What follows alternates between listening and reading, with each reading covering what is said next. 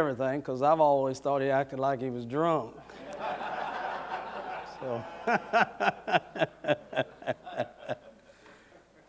all right, let's take our Bibles, if you will, and turn to 1 Samuel, chapter number 17.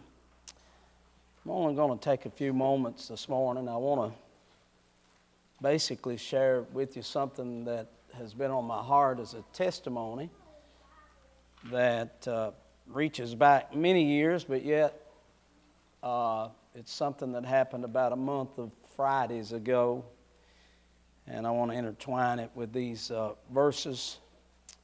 And before I do, I want to say also, as Brother Scott, I want to reiterate mine and Esther's gratefulness. We certainly have enjoyed the meeting. The best way I could express how I feel around here is it's like a front porch meeting. I don't feel like there's any restraints. I feel like it's just like God's family getting together. The family's used to get the instruments out on the front porch and everybody get out there and just have a good time in the Lord.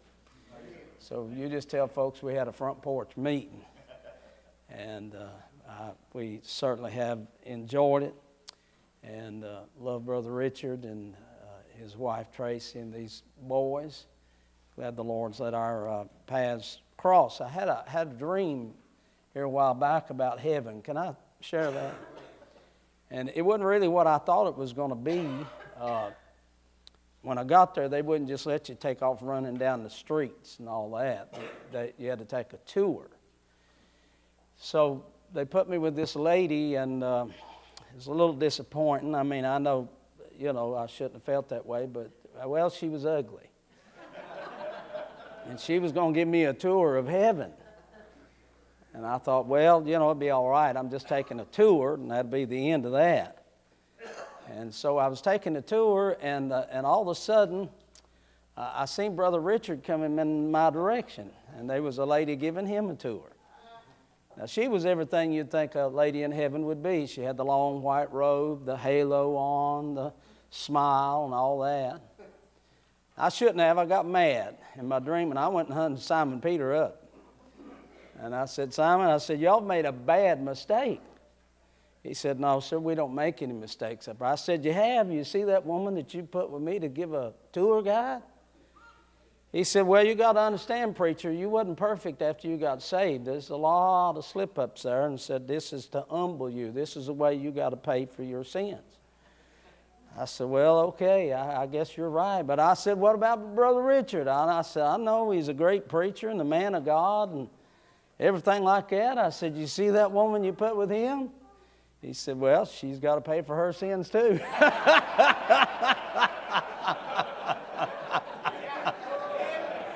So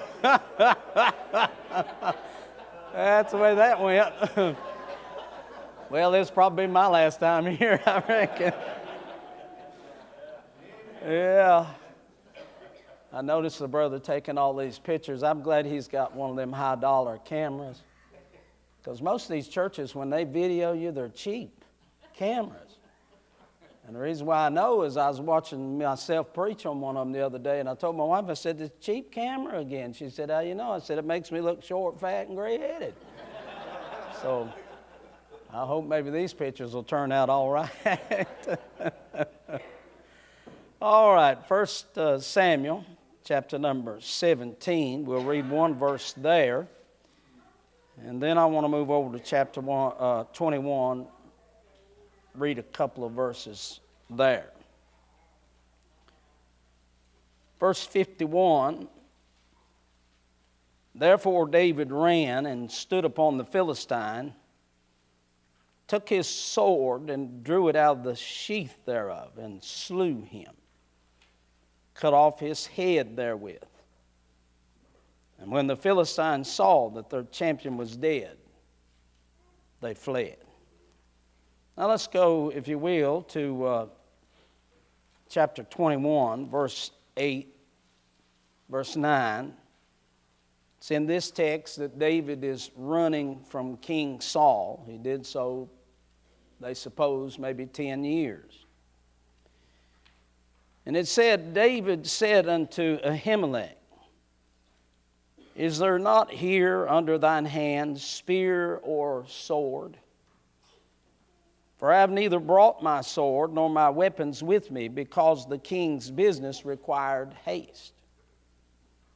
And the priest said, The sword of Goliath the Philistine, whom thou slewest in the valley of Elah, behold, it is here wrapped in a cloth behind the ephod. If thou wilt take that, take it. For there is no other save that here. And David said, notice this phrase, there is none like it. Give it me. I want to take a few moments and share with you some thoughts. If I had a title for it, I'd preach on Give Me That. And I'm emphasizing how that the devil, God will allow the devil to work for him, but he won't pay him.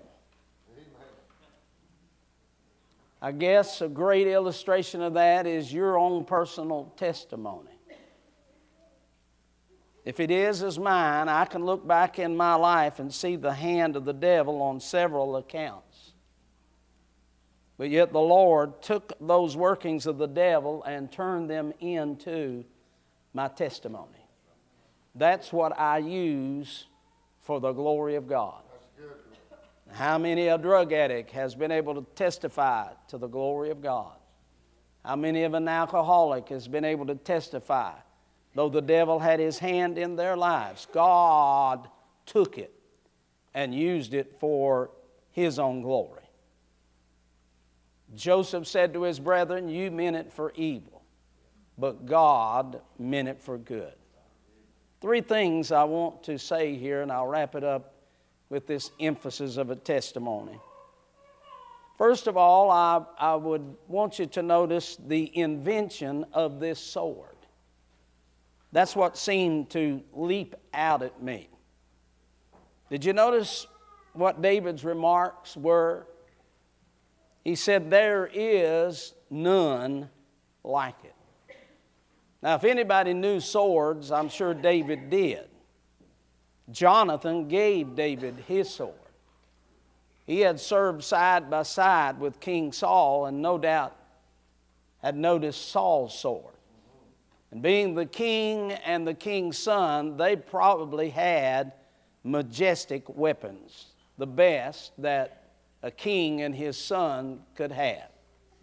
But yet David, out of all the swords that he has beheld, when he looks at this sword, he said there's none like it. There ain't nobody in Israel made a sword like this. What we understand from this sword that is so superior is that Gath produced it. And it was Gath that perfected it. This sword was made by the enemy. And the marvel of this sword is that it was so excellent that these master manipulators of molten metals were so skillful in their craftsmanship that they could temper and balance and weigh out in length and metal almost the perfect sword for that hour and for that day. And David says there is none like it. You know, this is true as far as this world is concerned. Jesus said that the children of this world are wiser in their generation than the children of the kingdom. It's no need for you and I to try to compete with the devil and his crowd, and we don't need to. Amen. You go back, the music that we have enjoyed with the Rochesters here is just such a blessing. And to see how they can work these instruments and bring out such glorious sounds. But did you know that instruments began with the sons of Cain? They were the first who wrought out these musical pieces as far as music is concerned. Did you know that it was Egypt who was the first to purify gold? Think about that. I was privileged to go to Egypt many years ago and preach for 10 days all over Egypt. While I was there, I went down into the pyramids, one of the 3 great pyramids. And the thing that I marveled is that their ability to build such a structure so many thousands of years ago. And also to see the painting in that pyramid. I'm sure that some of the Benjamin Moore and some of the other creators of paint in this hour would like to know the ingredients they put into that. Because those colors are as fresh today as they were 3,000 and 4,000 years ago. And of course, their ability to embalm, we still cannot figure that out. All of these things are workings of those who are a part of this world. Comes down even to this day. Isn't it amazing when you just go back in my lifetime as to what we had as far as technology and electronics, and then what is at our fingertips right now? My goodness, the smartphone. You just think about that alone and how much you can find out and do with just a smartphone. That the children of men have created and have developed so that we can progress even to the age and day in which we are in. And I'm glad for it. I'm going to tell you, I'm not all down on that. I'm glad we got electricity in our homes. I'm glad we got air conditioning in our cars. I'm glad that I can call my wife if she's not with me from anywhere. I tell you, I love the technology. But here's the thing about it. It is the children of this world that has bested these things. That in its excellency, the enemy has created it. And so it is with the devil and his abilities, even able to change himself into an angel of light. I'm just talking about this sword, just this sword. David said it wasn't a Jew that made this sword. It wasn't an Israelite that made this sword. It wasn't a son of Abraham that made this sword. It wasn't a child of God that made this sword. The enemy has made the best sword. Think about that. The enemy has made the best sword. This is the invention of this articulated sword that has been developed. But the second thing that I would want to bring your attention, not only the invention of this sword, the enemy has mastered it, the enemy has made it. But I would suggest to you that which is apparent in what it is in itself. It is a sword. And I want us to think about the intention of this sword.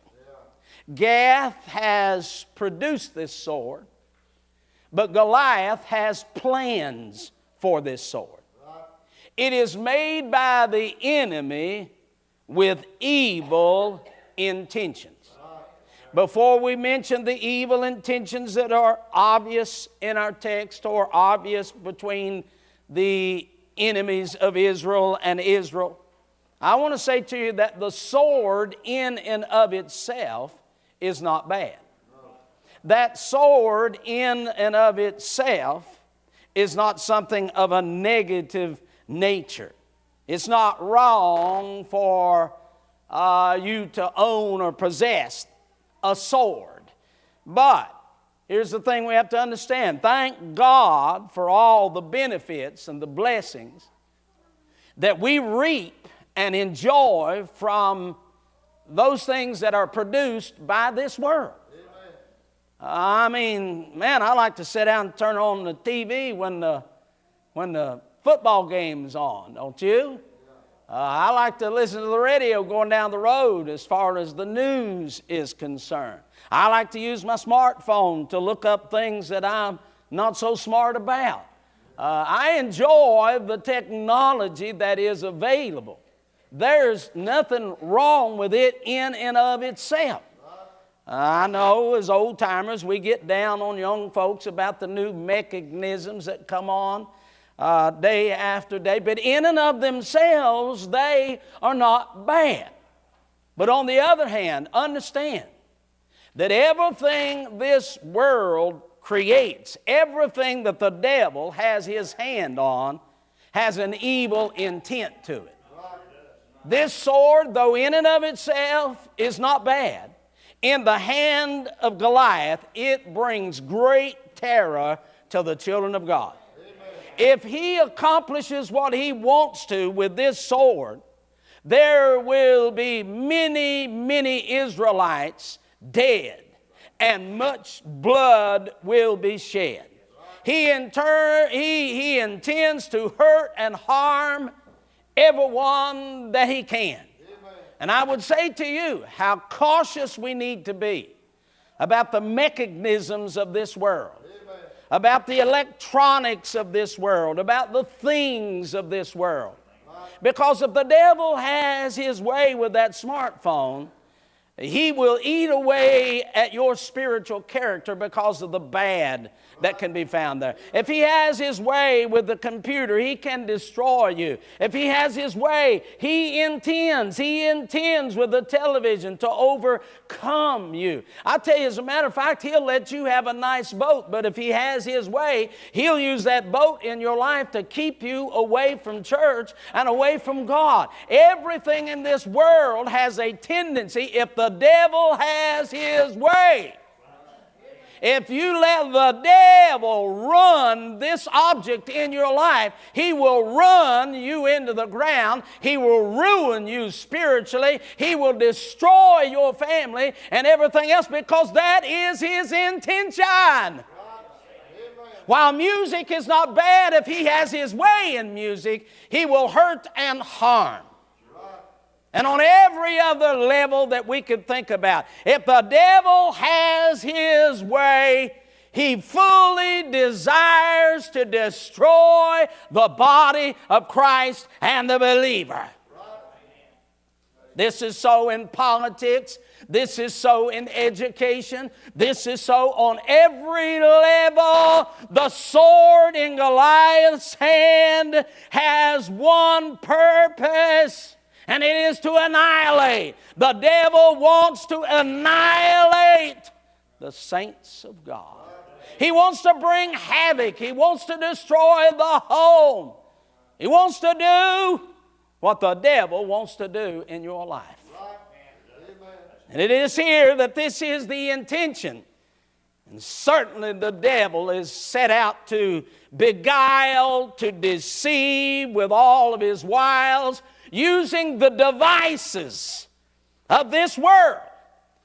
And let us not be ignorant concerning Satan's wiles and devices.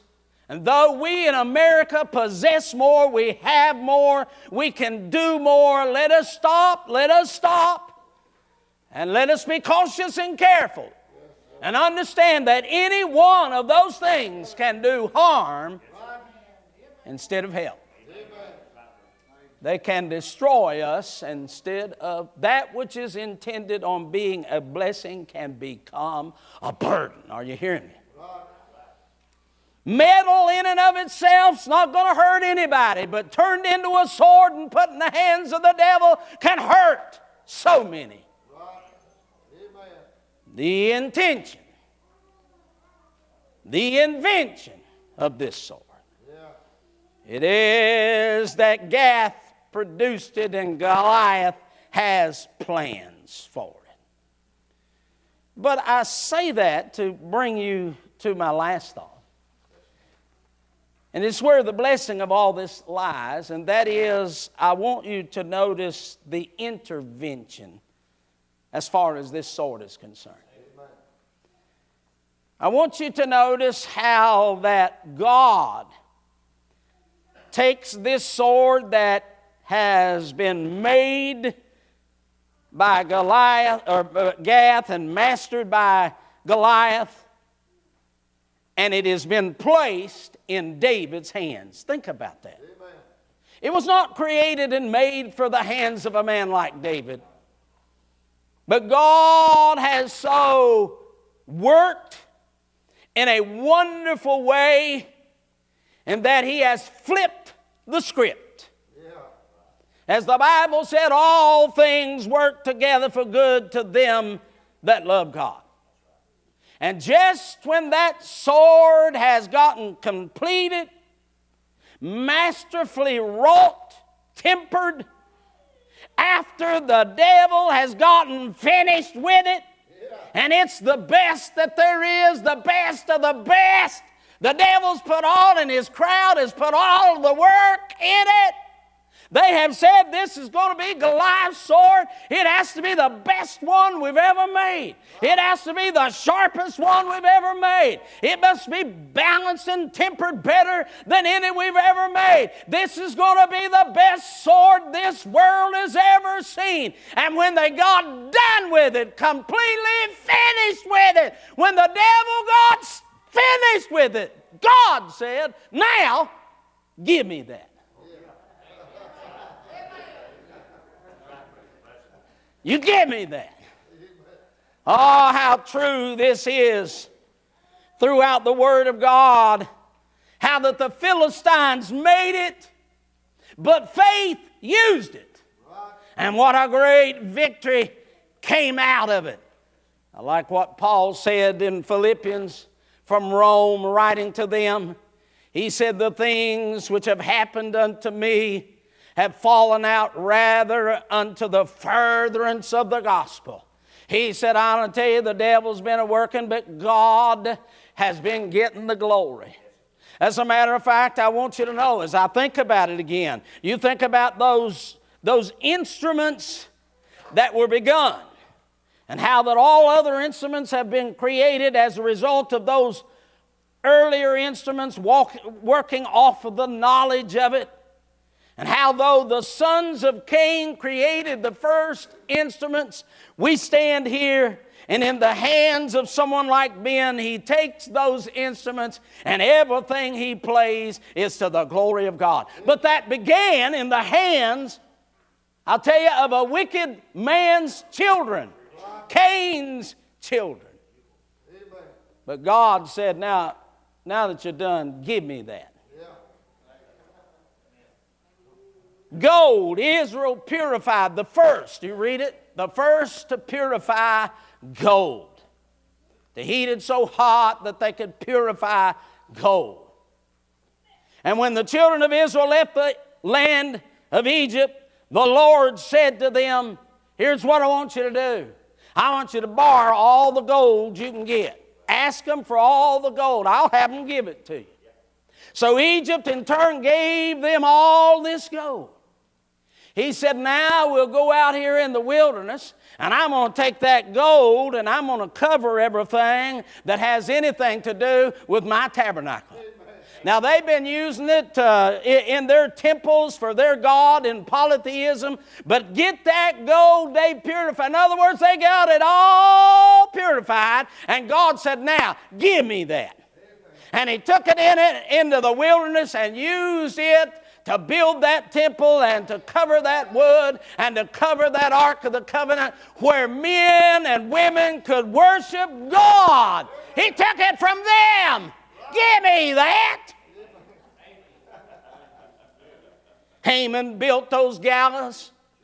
He so hated Mordecai that it was in his heart to build these gallows so structured majestically because he wanted everybody to see this man hang. I'm sure if you had have looked at those gallows in that day and you would have compared them to any other that had ever been built, you'd have said there's no gallows ever been built like that. He put all of his wicked heart into preparing these gallows to hang one man. He got the last nail driven. I'm going to tell you, the last board was put down. He got it all finished. And God said, give me that. And turned around and hung him on his own gallows. Ain't that like God? Give me that.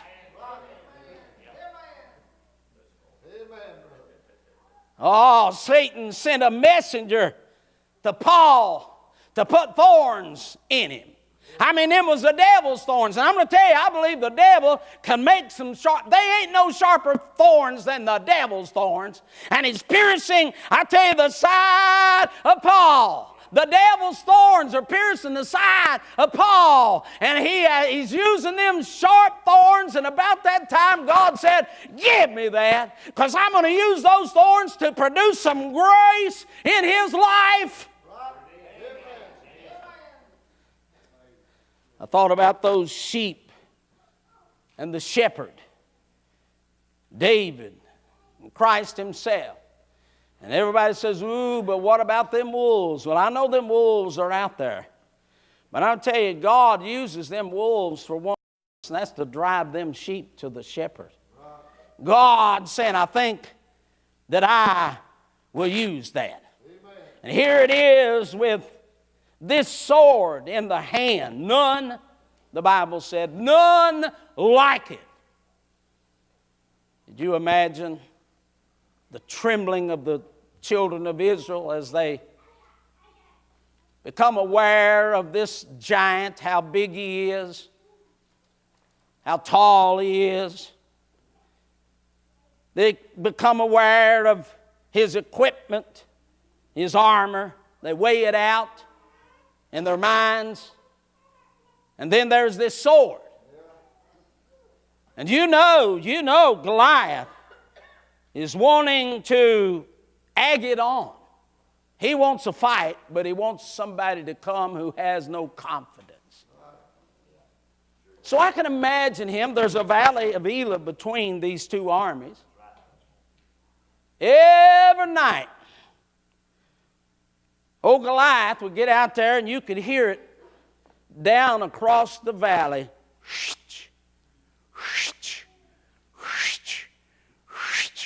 He's a sharpening his sword. Getting it ready for the battle the next day.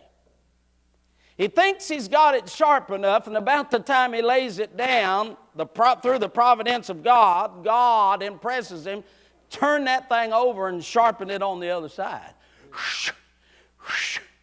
Because I got a 16-year-old boy that's going to use that tomorrow, and I don't want him to have to hack around. I want him to just be able to slice real slowly. I wonder how much sharpening he would have done if he'd have realized that God was going to take that away from him and put it in David's hands and behead him and bring forth such a salvation. Right. Amen. Hallelujah. Peter said to those Jews, you by wicked hands crucified the Lord of glory. Can you imagine those evil hearts going out there, cutting those trees down, shaving them down to make those two parts of the cross with a wicked intent, putting it all together? Just about the time they put it all together, he said, that's good right there. Now bring it on. I'm going to use that. I'm going to put my son on there, and when I do, I'm going to lift him up so I can draw all men unto me. The worst thing that this world has ever done was crucify the Lord of glory, and the best thing this world ever did was crucify the Lord of glory. God said, give me that.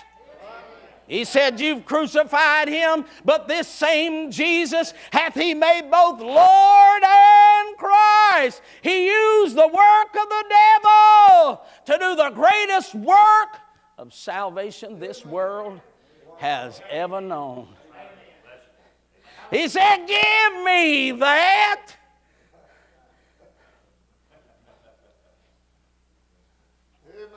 How many times in the testimonies of folks has the devil gotten into their lives?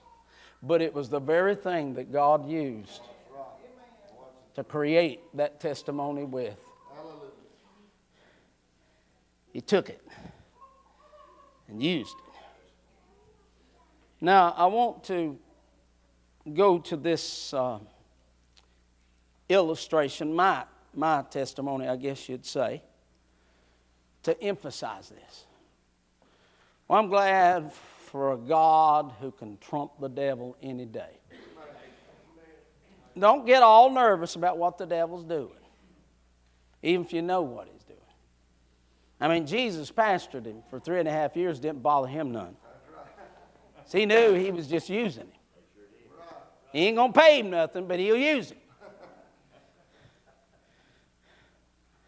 He always does.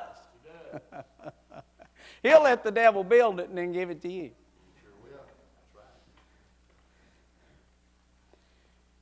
Years ago, and I was in my 30s, I ventured out to try to find my mother. She had left. There was 11 children. I was the last one. She was 30 years old on my birth certificate when I was born. Think about that. They married very young. My dad was 10 years older than her. Lived a very rough life. They did, in the history of it. But she left when I was a year and a half old. And my dad raised us in that drunken home. He never remarried, and you can only imagine how you would be raised.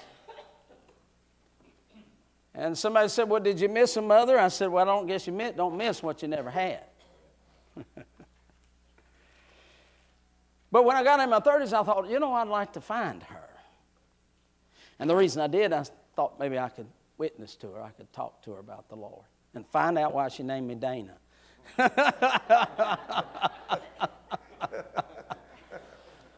And so I began this search, and long story, I can't get into all of it, but anyway, I had some connections and things of some people that were of her age, and was told of a lady that was a good friend of hers. And so I went back to West Virginia, and of course moved out of West Virginia when I was 14, got saved in Ohio. But I went back there, and I hunted this elderly gentleman up. The woman, I found out, had already passed away, but she had been close friends with my mother. And while I was talking to this old fella, Brady was his name, he was a Christian, loved the Lord. He lived just across the road. My grandpa, who died in the 40s, had sold him a little piece of land over there to build a house on. He knew the family real well. He said, now, young man, I'll tell you, he said, one day, my wife told me, said Cat, they called my mother Cat, said she's had another baby. I don't know which one it wasn't me. And said, I want to go out on the hill, they called it, Bunker Hill, and I want to visit her. He said, we got in the vehicle. I took her out there, let her out of the car. She went up toward the house and said, I looked across the road and said, I'd heard about what your dad was doing. And he was over there laying block. And he said, I pulled over there, and he said, we called your dad Foxy. And he said, I said, Foxy, what are you doing? And said, he blurted out and said, I'm building a church. And he said, I said, yeah, I bet you are, because he said, I'd already heard what he was doing. He's building a tavern, a bar. And he said, I bet you are. And he said, my dad cursed real loud and said, that's what I said, wasn't it? I'm building a church. In that very building, just a year and two later, I've got all the papers on that. I found that on the internet. From the day that he shot this man in that bar and killed him. And so he was put in jail and trial and all that other stuff. So he had to sell everything he had, keep him going to prison. And he did get out of it on self-defense, but he had to sell the bar. Are you hearing what I'm saying? You know what he said he was going to build, don't you? Oh, yeah. He had to sell the bar. Guess who bought it? A church. It's been a church since 1954, 1955.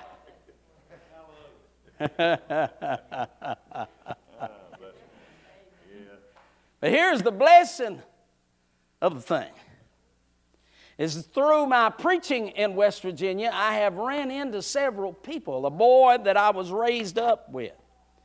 My brother passed away, and I went down there to preach his funeral, and this old friend of mine, back when I was just 8 and 10, 12 years old, came. At that time, he was my age, 30s, early, maybe 40. And I said to him, Mike, I said, are you a Christian? Do you know the Lord? He said, yes, sir, I do.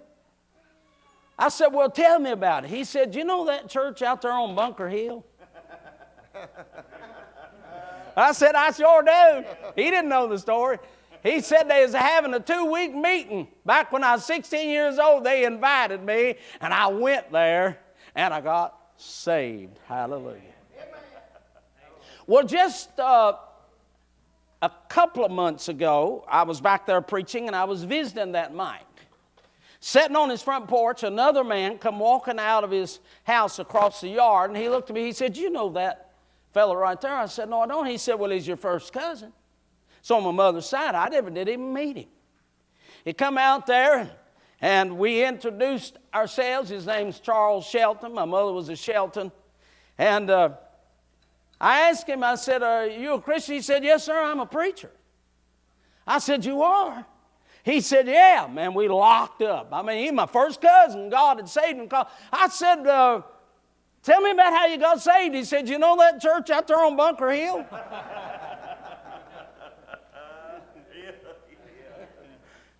Guess where his wife got saved? You know that church out there on Bunker Hill?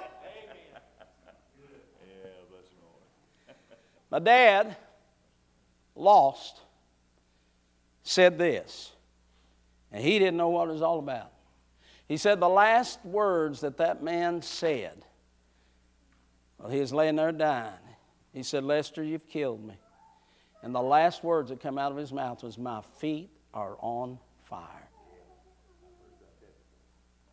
And here's what I concluded. In the same place that one man felt hell, some other folks felt heaven. Yeah. And one place where a man was going as low as you can go, others were getting ready to go as high as you could go. And my daddy was the one who instigated that. Because once he got it built, the Lord said, give me that.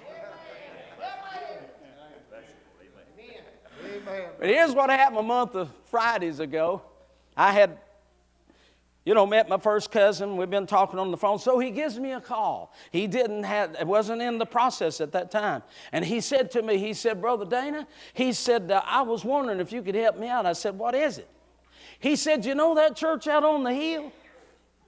He said that got vacated. Said ain't nobody been meeting in it. And he said, I and my church have bought it. And we're starting a church in there. And he said, I knew your connections. I wonder if you'd come and preach a dedication. I said, whoa, I'll be there. When is it? I had to circle and go all the way hundreds of miles out of the way. But I'm going to tell you something. When I stepped in that old building, there was thunder in my soul, honey. And I praised heaven down because I realized God had took something from the devil and used it for His glory. Amen. But He does it all the time. He does. Give me that. That's what He did for you. Yes, you're lost on the road to hell, left to yourself. You'd have went to hell. But He came along through His Son. He said, give me that. Give me that.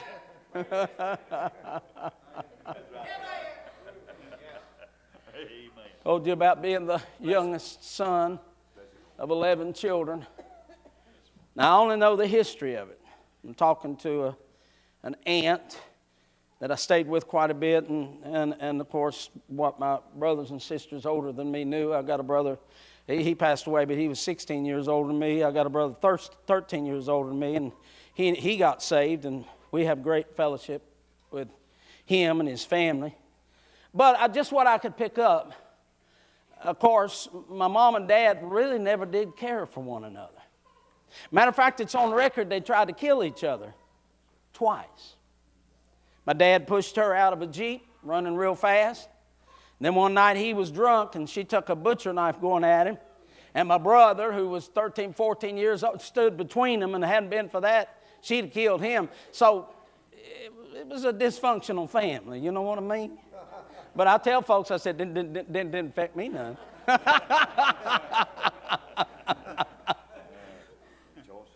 And so when I was a year and a half old, she departed. We've never said, I couldn't find her, never set eyes on her. That's a long story in itself. But my dad raised us all, and that liquor was in an abundance. Our first language was foul language because there was nobody there to teach us it. 6 boys and 3 girls, the worst of the worst. As you mentioned what you said down the road, that's exactly what I was raised in all those years. Sent home from school because I was dirty and hadn't had a bath. All of those things that you could only imagine that would come out of that. But here's the thing about it. I could imagine a man and woman getting married and they made a big mistake and maybe they had one young'un and wised up and said, you know, this ain't working, we're leaving. But they had 2 young'uns. And still didn't come to their senses. They had 3 young'uns. Then they went ahead. Can you imagine the fighting and fussing? They said they fought and fussed all the time. They had 4 young'uns. Then they had 5 young'uns. Then they went ahead and had 6 young'uns.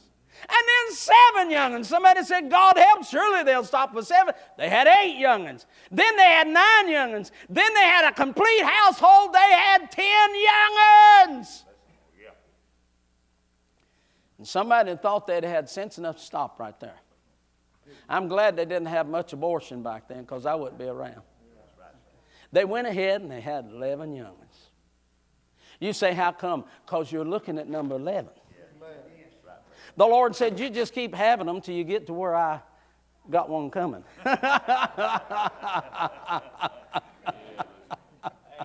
That's right. You just keep having them. And of course, I'm telling you, I'm not trying to listen. I don't. It doesn't bother me. I'm glad. This is my testimony. It don't bother me. I rejoice in it. He said, "Give me that." I was preaching up in Ohio, and the pastor called me up around Canton, and the pastor called me. I'd preach for him every year, and he called me one day. He said, "Brother Daniel, you're not going to believe this." He said, "I had a lady come through this morning, and I was shaking hands with her, and I had never seen her before, and said, 'Where are you from?' She said, 'I'm from West Virginia.' He said, 'I don't know why I asked her this. What's the chances that there'd be any connections at all?' But he said, 'I did.' He said, 'Well, you wouldn't happen to know a Dana Williams and a Joe Williams?' Said she stopped, looked him eyeball to eyeball, and said, 'I sure do.' She said, 'I live down the road from you,' but she said, 'Preacher, I'm going to tell you something. Everybody was afraid to go by that house. You didn't know whether you was going to get shot at. There's always a fight going on. It was always... I'm going to tell you, I quit school when I was 13. The truant officer never came because they wouldn't come to our house. That's how bad it was. Now, I did go back to school when I went to Ohio, so let's get that cleared up. And so, but anyway, I said that is the environment. Come on. Somebody said, "How come 11 young'uns?" I'm going to tell you why. Everybody in the community was sure. And I have buried 4 brothers because of alcohol. Buried my dad because everybody was sure that all them boys are going to go to hell. But I'm glad the Lord came along and he said, "Give me that one right there. I'm going to save him, call him to preach, fill him with the Holy Ghost. I'm going to send him around the country. I'll tell him to exalt my name. Give me that." I mean, the devil knew he had a grip on every one of us. But he said, "Give me that. Give me that." I tell you what encourages my heart is to know that the Lord is in control of everything on both sides. Both sides of the fence. And don't get alarmed when things are not going just like you. And you say, "Well, it just seems like the devil's in charge of that." Well, okay. That might be good. Give the Lord a chance to take something away from him. Because every testimony has a measure of that in it as to where the Lord said, "Now, wait a minute. You've got it as far as you can go. Give me that." How many of you know Brother Lance Carpenter? Did he ever sing here? Oh.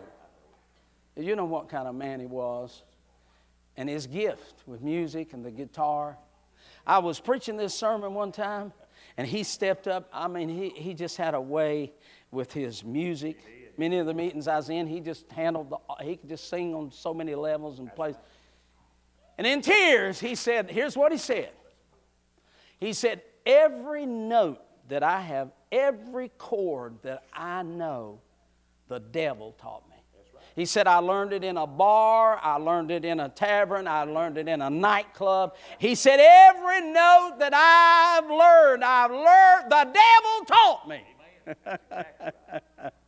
As a matter of fact, he said, when I got saved, he said, I was so wicked and so vile. He was into country music and a lot of things with that, alcohol and drugs, and tried to commit suicide and so on. But he said, when I got saved, he said, I came to church the next night, and he said, the preacher walked up to me and said, they tell me you can play a guitar. And he said, I said, yeah, but I won't be doing that. He said, I've done that for the devil. He said, oh, yes, you will.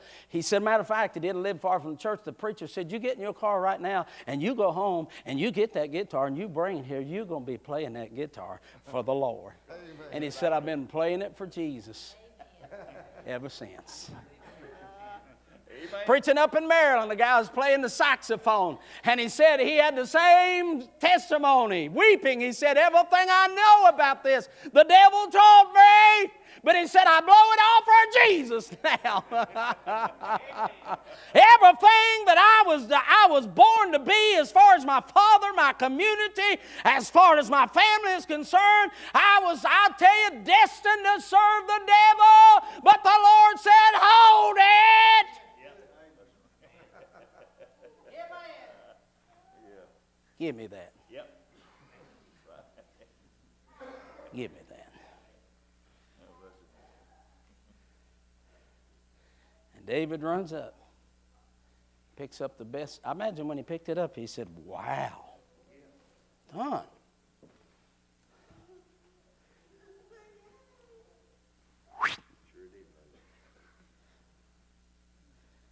And he used the best sword at that time that man had ever made.